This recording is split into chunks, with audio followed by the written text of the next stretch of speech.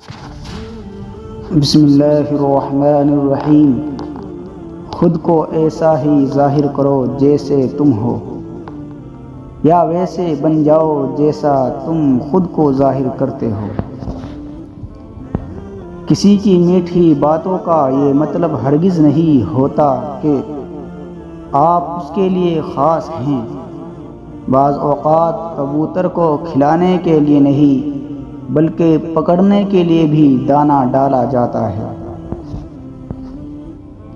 بہترین انسان اپنے عمل سے پہچانا جاتا ہے، ورنہ اچھی باتیں تو دیواروں پہ بھی لکھی ہوتی ہیں۔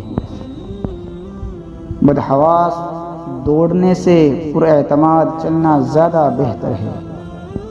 اس لیے سب سے سیکھو لیکن کسی کے پیچھے نہ چلو۔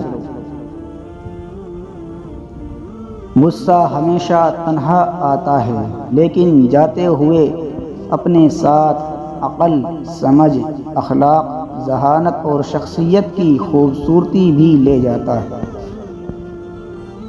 کبھی کبھی اچھی چیزیں کھو جاتی ہیں تاکہ ہمیں بہتر چیز مل سکے۔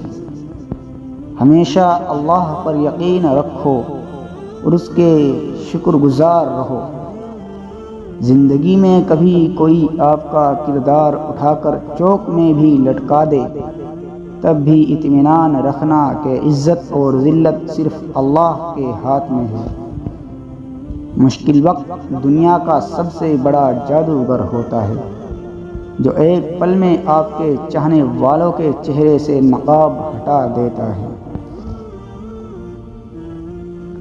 جب ہر شخص آپ کو برا لگنے لگے تو تھوڑا سا وقت نکال کر اپنے گریبان میں جھانک لینا چاہیے۔ دولت، رتبہ اور اختیار ملنے سے نہیں بدلتا، نہیں بلکہ اس کا اصلی چہرہ سامنے آ جاتا ہے۔